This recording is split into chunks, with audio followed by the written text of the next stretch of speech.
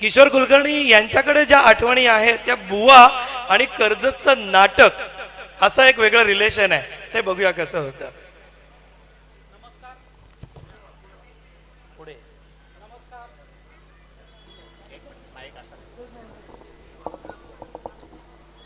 नमस्कार. गजानन बुवा पाटील, माननीय किंवा भजन सम्राट गजानन बुवा पाटील यांच्या भजनासंबंधीतल्या आठवणी ह्या सर्वांनाच माहिती आहेत. पण भजनाव्यतिरिक्त सुद्धा गजानन बुवा किती मोठे होते आणि त्यांची ख्याती कुठे कुठे पसरली होती या संदर्भातील मी 3 ते 4 आठवणी सांगणार आहे. आत्ता नितीननी 1969 साल सांगितलं, मी सुरुवात 1975 सालापासून करतो. आपल्या कर्जतमध्ये श्री हरिभाऊ जोशी, नंतर नितीनचे वडील दत्ता आरेकर, मधुकर म्हणजे नाना कुलकर्णी, मनोहर रणदिवे, राजाभाऊ अत्रे ह्या लोकांनी कला विकास मंडळ अशी एक संस्था स्थापन केली होती आणि त्या संस्थेतर्फे दरवर्षी नाटके सादर व्हायची. हे बरेच वर्ष चालू होतं. त्याच्यानंतर 1975 साली माझे वडील वायर कुलकर्णी यांनी तुझं पाशी नाटक सांगली येथील नाट्यस्पर्धेसाठी पाठवण्यासाठी बसवलं होतं. आता आपल्याला माहिती आहेच की नाटक म्हणलं की नाटक सुरू व्हायच्या आधी नांदी ही म्हणावीच लागते. त्यावेळी असा प्रश्न होता की ही नांदी म्हणणार कोण. त्यावेळी दत्ता आरेकर, नितीनचे वडील, यांनी सुचवलं, अरे मी गजानन बुवांशी बोलतो, तुम्ही त्यांना जाऊन भेटा, ते नांदी निश्चित म्हणू शकतील. त्याप्रमाणे आम्ही गजानन बुवांना जाऊन भेटलो आणि गजानन बुवांनी कुठलेही आढेवेढे न घेता लगेच नांदी म्हणायला होकार दिला. ही नांदी लक्ष्मीकांत सार्वजनिक वाचनालयात टेप झाली, छोट्या कॅसेटवर. ती टेप घेऊन आम्ही सांगलीला गेलो आणि नाटकाच्या आधी ती नांदी वाजवली. ती तिथल्या लोकांना आवडली. सांगायचा मुद्दा असा आहे की त्यावेळी सांगलीमध्ये नाट्य आणि संगीत क्षेत्रात सगळं सांभाळणारे माननीय श्री अण्णासाहेब कराळे यांचं नाव बऱ्याच लोकांना माहिती असेल. त्यांनी नंतर विंगेत येऊन ती कॅसेट आमच्याकडनं मागून घेतली. ते म्हणाली, एवढी सुंदर नांदी मी इतक्या वर्षात कधी ऐकली नाही, तर ही कॅसेट मी ठेवूनच घेणार. आणि ती कॅसेट आम्हाला त्यांना द्यायला लागली.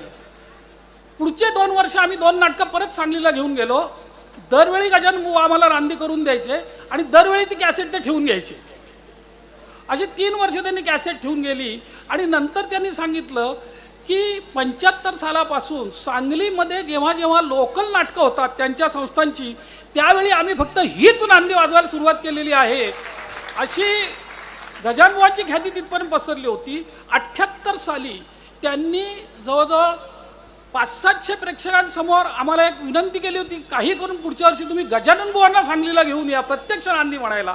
पण काही कारणामुळे ते जमू शकलं नाही. ती खंत आम्हालाही वाटते, कारण नंतर नाटक गेलं नाही. याच नाटकाप्रमाणे संगीत भावबंधन आम्ही पुण्याला केलं होतं. त्याची नांदी सुद्धा गजानन बुवांनीच म्हणाली होती परत. आणि पुण्यातल्या रसिकांनी सुद्धा त्या नांदीला प्रचंड दाद दिली होती, हे सांगावं असं वाटतं. ही झाली. त्याच्यानंतर आपण पुढे जाऊया. आता आपण जाऊया 1981 साल. गजानन बुवांची आमची काही ओळख होतीच, मी कॉलेजला होतो. 1981 साली आम्ही कर्जतमध्ये एक संगीत संस्था स्थापन केली होती. आनंद करमरकर हे त्याचे अध्यक्ष होते, आनंदा कुलकर्णी होते, धनंजय बेडेकर होते, आपले दीपक बुवा करोडे सुद्धा होते, मी होतो त्याच्यात, केतन गडकरी होते आपल्या माहितीपैकी, असे बरेच लोक होते. तर ती संस्था स्थापन करायचा पहिला दिवस होता. तेव्हा आम्ही गजानन बुवांना प्रमुख पाहुणे म्हणजे आपल्यातले कोणतरी ज्येष्ठ पाहिजेत म्हणून आम्ही गजानन बुवांना बोलवलं होतं. आणि गजानन बुवा त्यांचा कुठेतरी भजनाचा कार्यक्रम होता, तो संपून बरोबर 9:30 वाजता तिथे हजर झाले.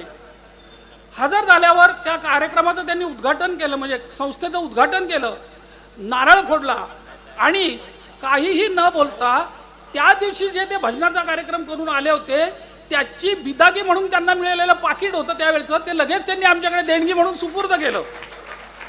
आणि सांगितले की कुठलीही संस्था पाहिजे असेल तर फक्त पैशांचा प्रश्न आहे तर ती माझ्यापासून सुरुवात करा. की ते पाकिट बंद केलेलं होतं, त्यांनी बघितलं सुद्धा नव्हतं आत किती पैसे आहेत. असा हा माणूस होता. तर त्याच्या पुढे जाऊन त्या संस्थेतर्फे आम्ही दर महिन्याच्या दुसऱ्या शनिवारी कोणाच्या ना कोणाच्या तरी घरी मैफिल भरवत असू. कधी आनंदा करमरकर असतील, कधी आरेकर असतील, कधी माझ्या घरी बसत असू.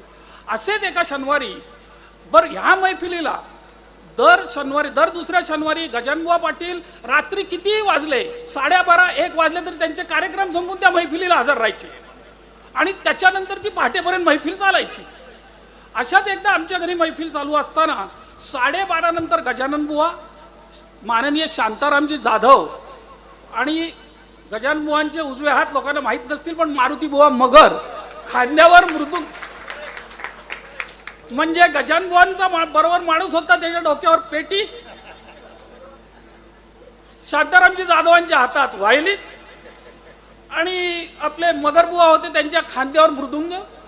अशी हे तिन्ही रात्री 12:30 नंतर आमच्या घरी आले आणि मग गजाननबुवांचा कार्यक्रम चालू झाला. गजाननबुवांचा तो कार्यक्रम चालू झाला. त्यांच्या साथीला होते केतन गडकरी होते मृदुंगावर, धनंजय बेडेकर तबल्यावर होते आणि आपल्या सर्वांना माहिती असतील तर सुहास महाजन हे अतिशय उत्तम हार्मोनियम वादक होते. हे मूळचे जळगावचे होते. त्यांना बाविस्कर सरांनी कर्जतमध्ये आणलं होतं दहिवलीच्या. ते हार्मोनियमवर होते. दीपक बुवा करोडे आणि दत्ता कांबळे हे त्यांच्या साथीला होते. आणि मग गजानन बुवांनी सुवर्ण आणि परिमल, हिरा आणि कोमल हे भजन गायला सुरुवात केली. आम्हाला तर काही त्यातलं ज्ञान नव्हतंच. तर काहीतरी मला वाटतं भिंपलास रागातली ते भजन आहे. ते भजन त्यांनी सुरुवात केलं. थोड्या वेळाने त्या भजनातच त्यांनी नाट्यसंगीत चालू केलं. 2 अंतरे म्हणायचे, परत भक्तिसंगत चालू केलं. 2 तांत्रे म्हणायचे, तुमचं भावगीत चालू केलं, रागदारी चालू केली, रागदारीचं निरूपण चालू केलं. मग मराठी चित्रपट संगीत झालं. हे चालू असताना मध्येच म्हणायचे, लता दीदी ऐका. अरे लता दीदी ऐका म्हणजे काय? लगेच लता दीदीचं गाणं ये जिंदगी उसी की है हे पण त्याच्यातच म्हणायचे. परत थोड्या वेळी सुवर्ण आणि परिमल, परत थोड्या वेळी म्हणायचे साधना. आठवते का साधना?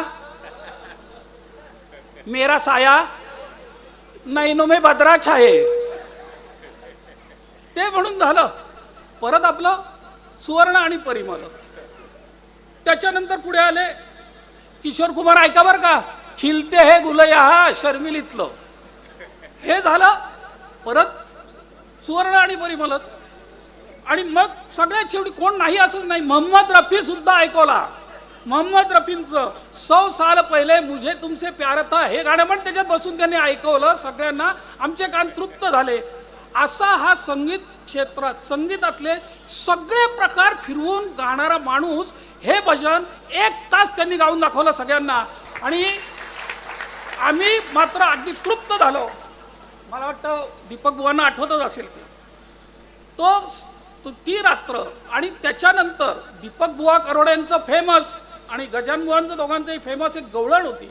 7 रंगाच्या 7 गवळणी, बरोबर का, गवळणी आल्या. ही गवळण सुद्धा दोघांनी मिळून जवळजवळ अर्धा पाऊण तास रंगवली. आणि ती रात्र आम्ही म्हणजे रात्र कसली, तो कार्यक्रम आमचा सकाळी 6:30 वाजता संपला. पण घरातलं किंवा आजूबाजूचे कोणी आले नाहीत.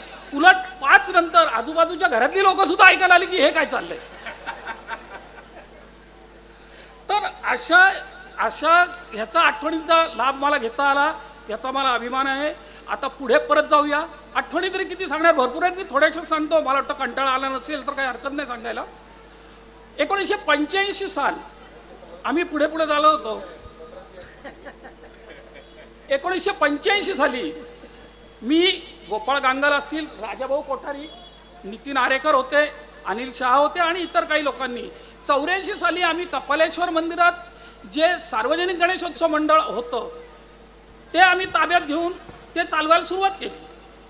सार्वजनिक गणेशोत्सव मंडळात पहिल्या दिवशी संध्याकाळी गजानन बुवांचे भजन झाल्यानंतरच 10 दिवसाचे कार्यक्रम सुरू व्हायचे. म्हणजे कर्जतचा सार्वजनिक गणेशोत्सव हा गजानन बुवांच्या भजनाने सुरुवात व्हायचं. ही परंपरा 1967 साली चालू झालेली आहे आणि आज तागायत आता त्यांचे चिरंजीव पण ती पुढे नेत आहेत. हे खरोखरच कौतुकास्पद आहे. तर त्यातली सुद्धा आठवण सांगण्यासाठी सारखीच आहे. गजानन बुवा दरवेळी यायचे, भजन त्यांचं व्हायचं, मग आम्ही त्यांचा सत्कार करायचो आणि त्यांना बिदागी द्यायचो. ही पद्धत आहे. गजानन बुवांनी आम्ही मंडळात असे स्तोवर त्या बिदागीचं पाकिट कधी उघडलं नाही. तसेच ते उठायचे, गणपतीच्या समोर जायचे आणि ते बिदागीचं पाकिट ठेवायचे आणि म्हणायचे, हे मी नाही, मी सेवक आहे गणपतीचा, मी कुठलीही बिदागी घेणार नाही.